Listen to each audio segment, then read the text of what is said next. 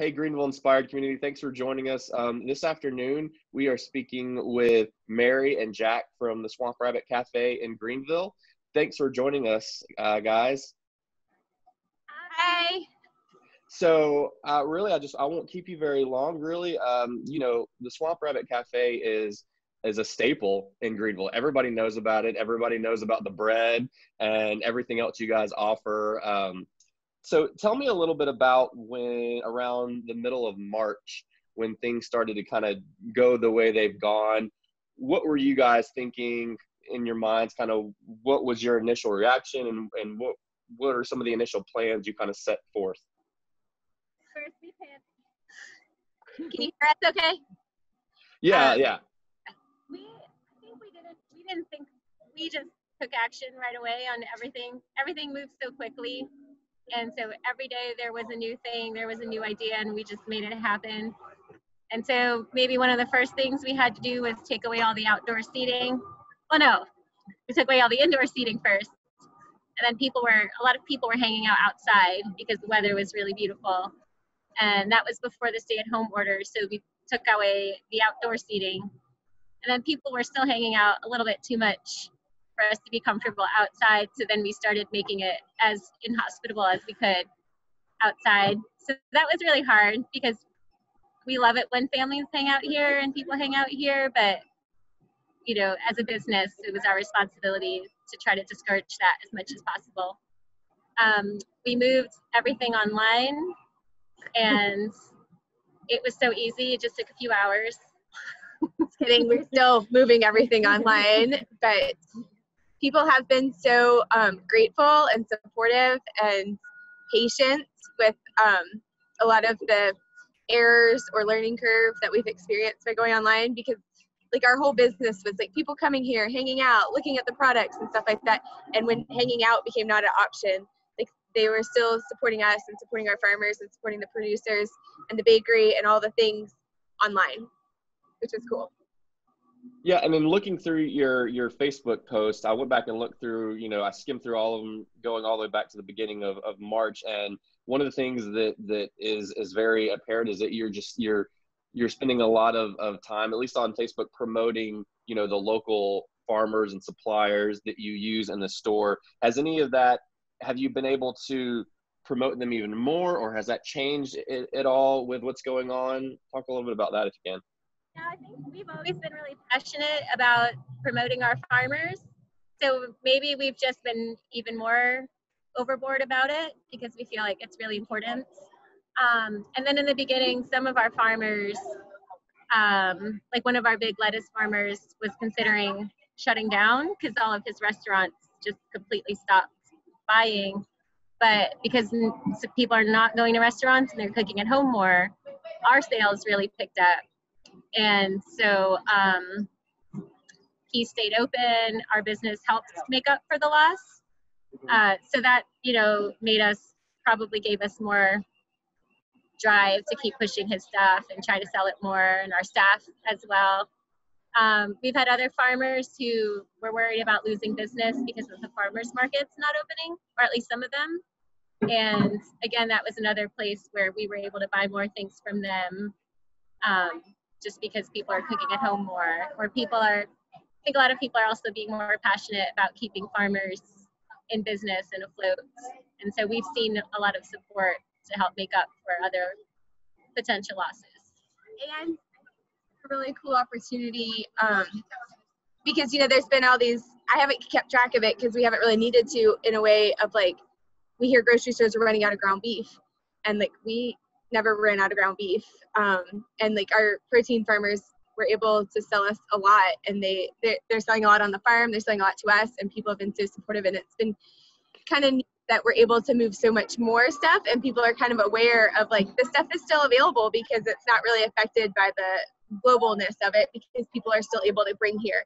And we're picking up from some farmers so they don't have to actually come into the building, and so we're trying to do it as much as we can to keep everybody separated.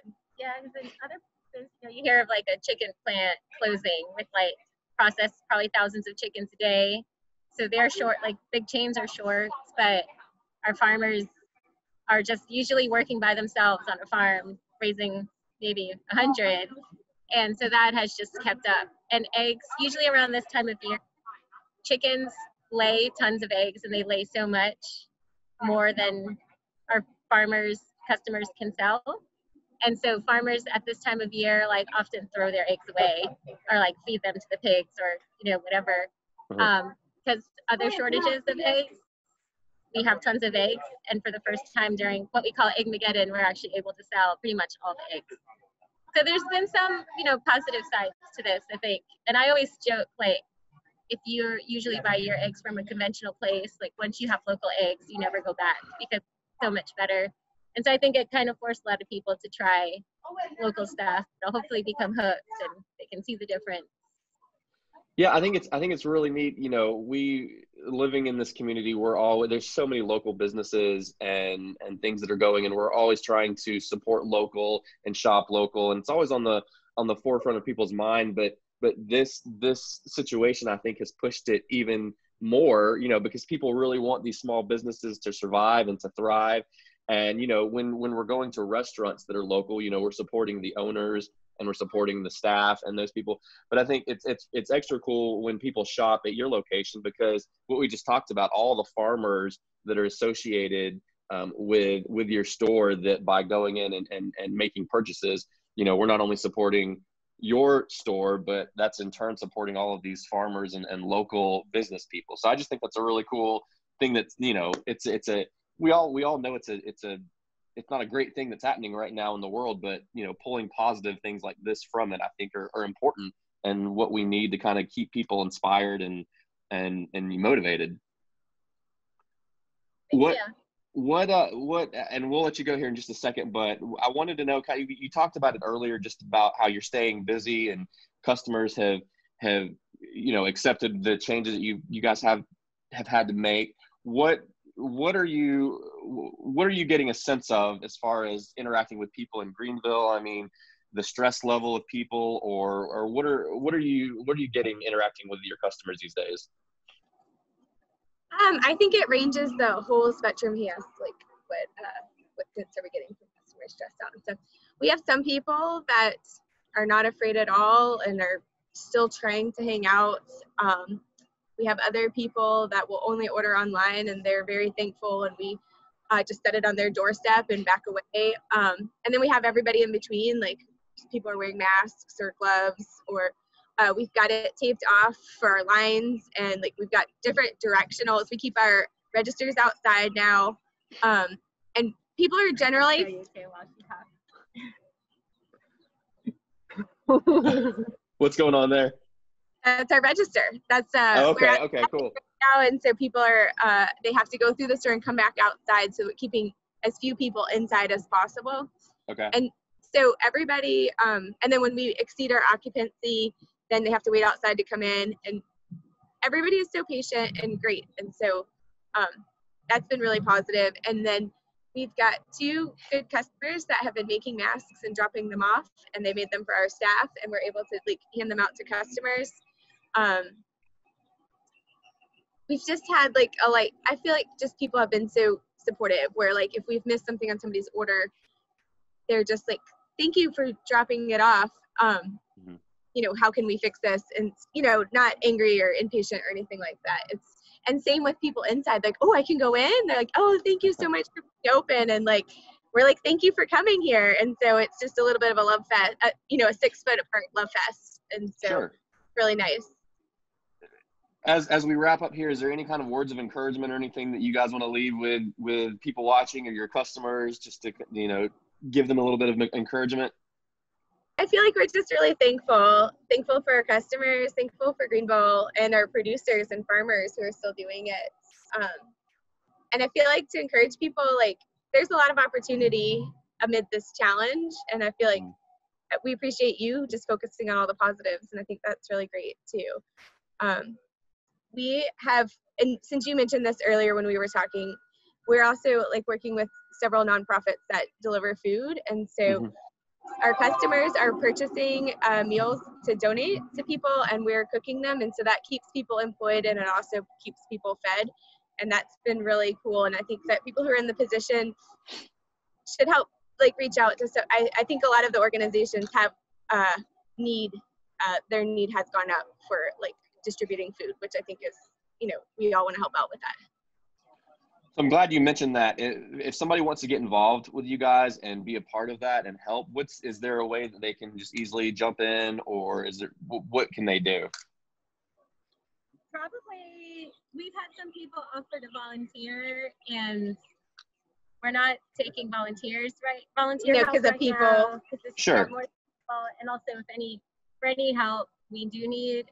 So our cafe business slowed down a ton, but the grocery picked up. So we were purposing all, if there is a need for help with something, we're prioritizing using an employee for that first. And so we repurposed our entire pizza staff because we're not doing pizza's closed. Yeah, pizzas are only frozen. Mm-hmm. But I think for the public, the help is just to keep supporting local farmers and buying local whenever they can. And I mean, that goes for always, all the time, not just during a pandemic. But I think for now, it's even more important because especially farms and businesses that were servicing restaurants, they did lose a good chunk of their income. And so keeping on buying local when you can is super crucial, I think. Well, I certainly appreciate what you guys are doing. Thanks for talking with me for a few minutes about it, and I won't keep you any longer, but I know Greenville really appreciates it, and thanks for sharing with us. Is there anything else that we didn't talk about you guys would like to share? We made lemon pound cake today. It's really good. Oh, nice. I wish I could the smell or taste of it, but. Oh man, well, the pictures y'all post on Facebook do the trick. I mean, that makes me want to go and buy it all up and eat it all. So keep doing that, and that'll bring people in, hopefully. Thank you. Thanks a lot. Yeah, thank you again. I really appreciate it, and hope you guys continue to just help Greenville the way you are, and looking forward to coming and getting more food from you guys. Yeah, thanks. All right, have a good day. Thank you. All right, bye. Bye.